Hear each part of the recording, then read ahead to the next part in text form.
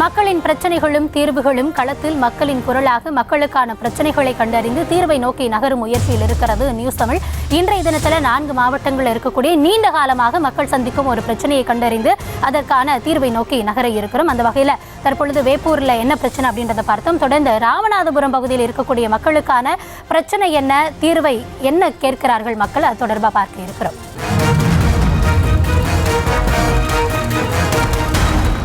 ராமநாதபுரம் மக்களின் பிரதான பிரச்சனை என்ன, மக்கள் களத்தில் சந்திக்கும் பிரச்சனை என்ன, அதற்கான தீர்வாக அவர்கள் கேட்பது என்ன, ஒரு தொகுப்பாக இப்பொழுது. ராமநாத சுவாமி கோவில், அக்னி தீர்த்த கடற்கரை, தனுஷ்கோடி உள்ளிட்ட சுற்றுலா தலங்களை கொண்டிருக்கும் ராமநாதபுரம் மாவட்டத்திற்கு தினமும் ஆயிரக்கணக்கானோர் வந்து செல்கின்றனர். ஆனால் தினந்தோறும் இத்தனை பேரை ஈர்க்கும் ராமநாதபுரம் வானம் பார்த்த பூமியாகவே இருக்கிறது.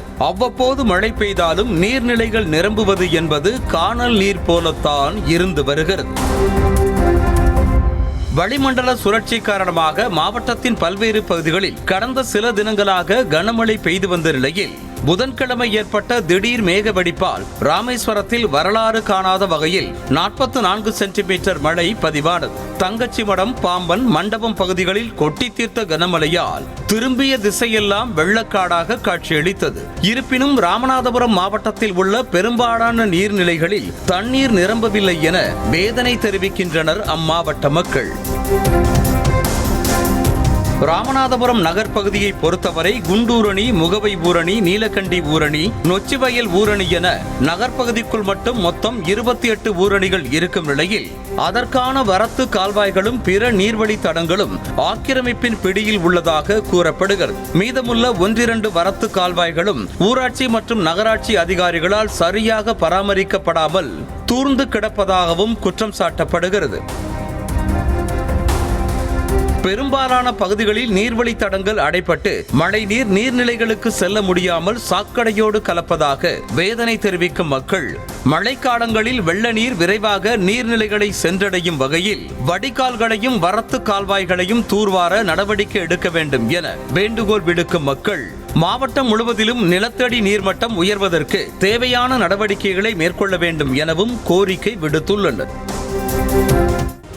முல்லையும் குறிஞ்சியும் இயல்பு தெரிந்த நிலமாக இருக்க வேண்டிய ராமநாதபுரம் வறண்ட மாவட்டமாக அறியப்பட்டு வருகிறது. களத்தில் இருக்கக்கூடிய பிரச்சனையை களத்தில் மக்களோடு இருந்து எம்முடைய செய்தியாளர் இன்றைய தினத்தில் பேச இருக்கிறார். ராமநாதபுரத்திலிருந்து இணைகிறார் எம்முடைய செய்தியாளர் பூபேஷ், வணக்கம். தொடர்ந்து ராமநாதபுரம் மாவட்டத்தில் செய்திகளில் இந்த பகுதியில் தண்ணி இல்லை, பயிர்கள் வாடுது, இது போன்ற செய்திகளையே பார்த்துட்டு வந்தோம். தற்பொழுது பெய்த இந்த மழையால் நாமளும் செய்தியை ஒளிபரப்பி இருந்தோம். முழங்கால் அளவிற்கு, இடுப்பு அளவிற்கு தண்ணீரில் இருந்து தண்ணீர் இங்கு சூழ்ந்து விட்டது அப்படின்னு சொல்லியிருந்தோம். ஆனால் இப்போ மக்களின் பிரச்சனையாக, நீண்ட காலமாக இருக்கக்கூடிய பிரச்சனையாக நீர்நிலைகள் ஆக்கிரமிப்பு, வடிகால் வாய்கள் தூர்வாரப்படலை, இது போன்ற பல்வேறு பிரச்சனைகளை மக்கள் சந்திக்கிறதாக இந்த தொகுப்பில் நம்ம பார்த்தோம். களத்தில் மக்களின் பிரச்சனை என்னவாக இருக்கிறது? நிச்சயமா வணக்கம் கௌதமி. ராமநாதபுரம் மாவட்டம் என்பது தண்ணியில்லா காடு, வறண்ட பூமி. இந்த பகுதிகளுக்கு சென்றாலே குடிநீருக்கு மிகவும் பிரச்சனை இருக்கக்கூடியது. அதே போல இந்த மாவட்டத்திற்கு பிற பகுதியில் இருக்கக்கூடிய அந்த திருமண நேரத்தில் கூட இங்கு இருப்பவர்களுக்கு பெண் கொடுப்பதற்கு கூட யோசிக்கக்கூடிய ஒரு நிலை இருந்தது. குறிப்பாக முதுகுளத்தூர், கமுதி உள்ளிட்ட பகுதிகளில் பார்த்தோமே ஆனால் திருமணம் முடிந்து மறு வீட்டிற்கு செல்லக்கூடிய பெண்களுக்கு சீதனமாக தள்ளுவண்டி என்று சொல்லக்கூடிய 5 குடங்களை எடுத்துக்கொண்டு நீண்ட தூரம் பயணித்து தண்ணீர் அள்ளக்கூடிய அந்த தண்ணீர் வண்டியை கொடுப்பது என்பது கூட இந்த பகுதியில் பரவலாக நடக்கக்கூடிய ஒரு மோசமான அவலநிலை. இந்த அவலநிலையானது ஆண்டாண்டு காலமாக இந்த பகுதிக்கு இருந்து வருகிறது. இந்த பகுதியில் இருக்கக்கூடிய மக்கள் நாள்தோறும் தங்களுடைய பகுதிக்கு குடிநீர் வேண்டும் என மாவட்ட ஆட்சியரிடம், அதே போல இங்கு இருக்கக்கூடிய மக்கள் பிரதிநிதியிடம் அன்றாடம் சொல்லக்கூடிய பிரதான கோரிக்கையாகவே இருந்து வருகிறது. ராமநாதபுரம் மாவட்டம் என்பது குடிநீருக்கு பிரச்சனையான மாவட்டமா? ஊடகங்களிலும் சரி, அதே போல இன்னும் பிற சினிமாக்களிலும் கூட இந்த பகுதிகளை வசவுப்படக்கூடிய காட்சிகளுக்கு கூட ஆண்டாண்டு காலமாக நாம் பார்த்து வருகிறோம். ஆனால் யதார்த்த நிலைமை என்பது அவ்வாறாக இல்லை. ராமநாதபுரம் மாவட்டம் என்பது நெற்களஞ்சியமாக அரசர்கள் ஆண்ட இந்த பகுதியில் இருந்து வந்திருக்கிறது. அதே போல நெற்களஞ்சியங்களை இந்த பகுதிக்கு அடித்து வீட்டிற்கு எடுத்து செல்லக்கூடிய களமாக இருந்ததன் காரணமாக ராமநாதபுரம் மாவட்டத்திற்கு முகவை என்ற மற்றொரு பெயரும் இருக்கக்கூடிய சூழலை நாம் படித்து அறிகிறோம். இந்த மாவட்டம் என்பது வறட்சியான மாவட்டம் என்பது கிடையாது. பிரிக்கப்படாத தமிழகத்தில் தமிழகத்தில் அதிக நீர்நிலைகளை கொண்ட இரண்டாவது மாவட்டமாக ராமநாதபுரம் மாவட்டம் இருந்தது என்பதை யாரும் மறுப்பதற்கில்லை. அப்படியான இந்த பசுமையாக செழித்து வளர்ந்த ராமநாதபுரம் மாவட்டமானது பிற்காலங்களில் அதிகாரிகளுடைய அலட்சியம் அதே போல மக்களுடைய பேராசையின் காரணமாக இருந்த நீர்நிலைகளை யாவும் மெல்ல மெல்ல ஆக்கிரமிப்பு செய்யப்பட்டு இன்று சொற்ப அளவிலேயே நீர்நிலை இருக்கிறது. அது மட்டுமல்லாது இந்த மாவட்டத்தின் சாபக்கேடாக இருக்கக்கூடிய அந்த சீமை கருவேல மரங்கள் பெரும்பகுதியான நீர்நிலையை ஆக்கிரமித்து இந்த நீர்நிலத்தை பாழாக்கக்கூடிய அவலட்சணத்தை ஆண்டாண்டு காலமாக இருந்து வருகிறது. இதனை அதிகாரிகளும் சரி இங்க இருக்கக்கூடிய தொடர்ந்து இந்த பிரச்சனைகள் தொடர்பாக நம்மளும் செய்திகள்ல பேசிட்டு இருக்கோம். நீங்க சொல்றதையும் நம்மளால புரிந்து கொள்ள முடிகிறது. களத்துல மக்களின் பிரச்சனையாக மக்கள் அன்றாடம் இந்த நீர் இல்லாம ஏன்னா கோடை காலத்துல சுத்தமா நீரே இல்ல குடிக்கிறதுக்கு இல்ல அப்படின்றதையும் நம்ம தொடர்ந்து செய்திகள்ல பார்க்கிறோம். ஆனா மக்களின் குரலாக மக்கள் என்ன சொல்றாங்க அப்படின்றத முதல்ல கேட்டுடலாம்னு நினைக்கிறேன். அங்க இருக்கக்கூடிய மக்கள்கிட்ட நம்ம பேசலாம். நிச்சயமாக இப்போது நம்ம இடத்துல ஒரு விவசாயி பாக்கியநாதன் என்பவர் கூட இருக்கிறார். அவர் இந்த பகுதியில் சந்திக்கக்கூடிய பிரச்சனையை குறித்து அவர்கிட்ட கேட்டறியலாம். ஐயா வணக்கம், நீங்க சொல்லுங்க. வணக்கம்.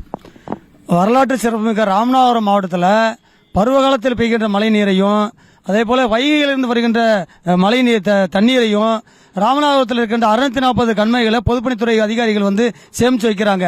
ராமநாதபுரம் தலைநகரில் இருக்கின்ற ராமநாதபுரம் பெரிய கண்மாய் அதே போல சக்கரக்கோட்டை கண்மாய் பேராவூர் கண்மாய் போன்ற கண்மாய்களெல்லாம் நீர் நிரம்பி அந்த தண்ணீரை மற்ற பகுதிகளுக்கும் அனுப்பாமல் வீணாக கடலிலே சேர்க்கிறார்கள்.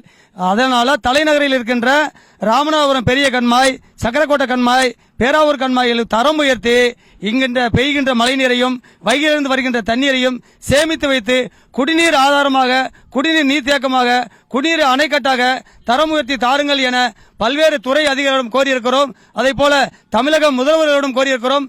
சம்பந்தப்பட்ட துறை அனைத்து துறை அதிகாரிகளும் சந்தித்து இது தொடர்பாக பொதுப்பணித்துறை அதிகாரிகளும் இந்த தண்ணீரை வீணாக்காமல் பிற பகுதிகளில் தாருங்கள், விவசாய பயன்பாட்டிற்காக பயன்படுத்துங்கள், குடிநீர் நீர்த்தேக்கமாக உயர்த்துங்கள், தரம் உயர்த்துங்கள் என மன்றாடி கேட்டுக்கொண்டிருக்கிறோம். ராமநாதபுரம் மாவட்டத்தில் 827 மில்லிமீட்டர் அளவில் மழை பெய்கிறது. வடகிழக்கு பருவமழை தென்மேற்கு பருவமழை என பருவம் தவறி பெய்தால் கூட ராமநாதபுரத்துக்கு தேவையான போதுமான அளவு மழை பெய்கிறது. அதே போல வைகையிலும் தண்ணீர் வருகிறது. ஆனாலும் அதிகாரிகளுடைய அலட்சிய போக்கு, அதிகாரிகளுடைய மெத்தன போக்கு, அரசியல்வாதிகளுடைய ஆட்சியாளருடைய அந்த தொலைநோக்கு சிந்தனை இல்லாமல் தொலைநோக்கு பார்க்கும் இல்லாமல் ராமநாதபுரத்தில் இருக்கின்ற நீர்வடி பகுதிகள் நீர்வடி தளங்கள் கண்மாய்கள் குளங்கள் குற்றங்கள் எல்லாமே வந்து மேடு பள்ளங்களாக இருக்கின்றன. எனவே ராமநாதபுரம் பெரிய கண்மாய் சக்கரக்கோட்டை கண்மாய் பேராவூர் கண்மாய்களை குடிநீர் நீர்த்தேக்கமாக தரம் உயர்த்தி தருமாறு நெய்சன் தமிழ் சேனல் வாழ்வாக தமிழ்நாடு வைகை விவசாய சங்கத்தை கேட்டுக்கொள்கிறேன். அதே போல இங்க இருக்கக்கூடிய மக்கள் சந்திக்கக்கூடிய குடிநீர் பிரச்சனை குறித்து இந்த பகுதியைச் சேர்ந்த நபர் நம்மிடத்தில் இருக்கிறார். அவரிடத்தில் இது குறித்தான கேட்போம். ஐயா வணக்கம், நீங்க என்ன மாதிரியான பிரச்சனைகளை சந்திக்கிறீங்க? இங்க குடிநீர்ன்றது 10 அடியில தண்ணி கிடைக்குது. 10 அடியில தண்ணி கிடைக்குது. 10 அடியுமே உப்பு நீரா இருக்கு. இங்க வந்து நிலத்தடி நீர் உப்பு நீரா இருக்கிறதுக்கு காரணம் இங்க பக்கத்தில் இருக்கக்கூடிய கம்மாய்கள், அதாவது 100க்கும் மேற்பட்ட கம்மாய்கள் ராமநாதபுரத்தில் இருக்கு. 100க்கும் மேற்பட்ட கம்மாய்கள் வந்து எப்படி வைகை அணையிலிருந்து தான் இங்க ஒரே நீராதாரம். எப்படி காவிரியிலிருந்து நம்ம உரிமை போராட்டம் நடத்தி கர்நாடகால இருந்து காவிரி நீரை பெறுறோமோ, வைகையிலிருந்து எங்களுக்கு வரக்கூடிய நீரை முறையா இந்த மாவட்ட நிர்வாகம் பெற்றுத் தரதில்லை. இந்த மாவட்ட நிர்வாகம் என்ன செய்யணும்னா அனைத்து கம்மாய்களையும் வைகை அணையிலிருந்து கொண்டாந்து நிரப்பி அதை வந்து நீர்த்தேக்கங்களா, அதாவது அணைக்கட்டுகளை இங்க உருவாக்கணும். அணைக்கட்டுகளை உருவாக்கி இது ஆண்டு முழுவதும் நீர் அங்க இருக்கிறது மாதிரியான ஒரு சூழலை உருவாக்கி அதன் மூலமா நிலத்தடி நீரை பெருக்குவதன் மூலமாக 10 அடியில் கிடக்கிற அந்த உப்பு நீர் வந்து நன்னீரா மாறும். நன்னீரா மாறும் பொழுது இங்க இருக்கிற இந்த குடிநீர் பிரச்சனைகள் பெரும்பான்மையாக தீர்க்கப்படும். இதுக்கு அடிப்படையான பிரச்சனை இது வந்து மத்திய மாநில அரசுகளின் பார்வையில் ராமநாதபுரம் மாவட்டம் வறட்சி மாவட்டம். உண்மையான நிலை அது இல்ல. ஏதாவது ஒரு ஆண்டுகள் பருவமழை பொய்த்து போகுது, அந்த ஆண்டு தான் இங்க வறட்சி நிலவுமே ஒழிய பெரும்பான்மையான ஆண்டுகள்ல மிக அபரிமிதமான மழை பெய்யுது. அனைத்து மழை நீரும் எங்க போகுதுன்னா கடல்ல போய் வீணாக கலக்குது.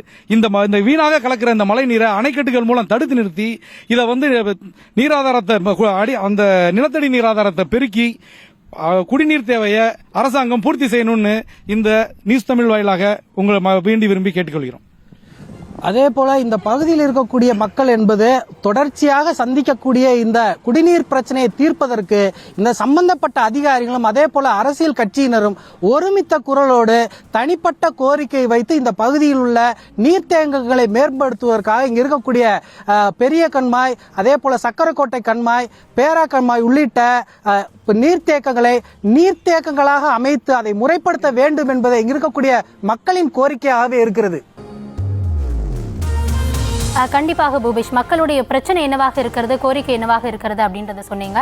பெரும்பாலும் இந்த ராமநாதபுரத்தில் இது போன்ற பிரச்சனை தொடர்கதையாகி வருகிறது. நீதிமன்றத்தை நோக்கி அவர்கள் வழக்கு தொடுக்கிறார்கள். அது தொடர்பாக மாவட்ட அதிகாரம் பதிலளிக்க அங்கேயுமே உத்தரவிடப்படுகிறது.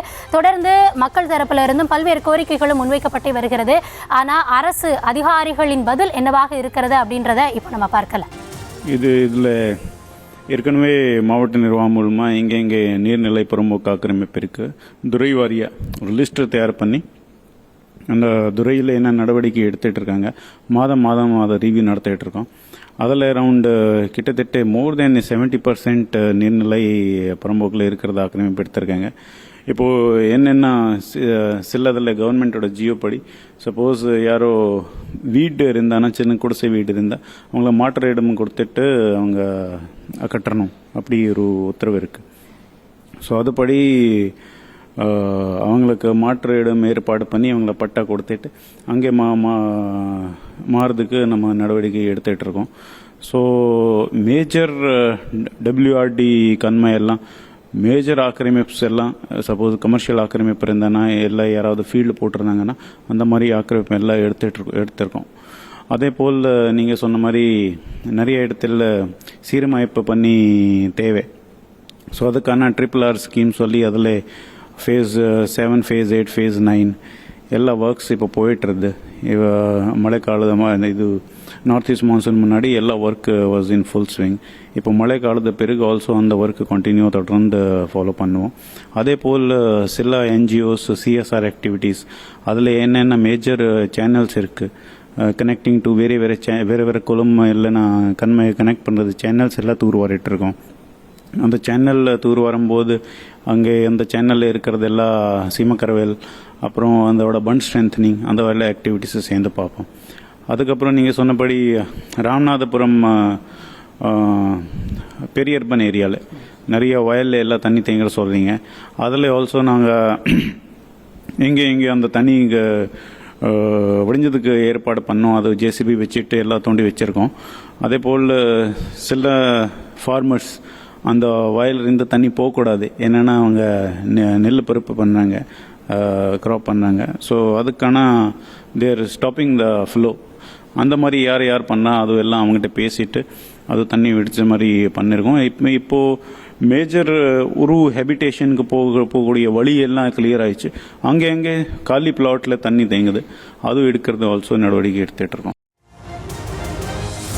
வரத்து கால்வாய்களை தூர்வார வேண்டும், அடிகால்வாய்களை தூர்வார வேண்டும், அது மட்டுமல்லாது நீர்நிலை ஆக்கிரமிப்புகளை அகற்ற வேண்டும் என்பது அப்பகுதி மக்களின் கோரிக்கையாக இருக்கிறது. அரசு தரப்பிலிருந்து தரப்பட்ட பதிலை பார்த்தோம். நடவடிக்கை என்பது வருவதற்கு முன்பாக இருக்க வேண்டும். மக்கள் பாதிப்பிற்கு உள்ளானதற்கு பிறகாக செய்வது அது முன்னெச்சரிக்கை நடவடிக்கையாக இருக்காது. ஆகையால் வருமுன் காப்போம் என்பதே அரசு அதிகாரம் கவனத்தில் கொண்டு செயல்பட வேண்டும் என்பதே மக்களின் கோரிக்கையாகவும் இருக்கிறது. பார்க்கலாம் மக்களின் பிரச்சனைகளும் அதற்கான தீர்வுகளும் என்ன என்பதை.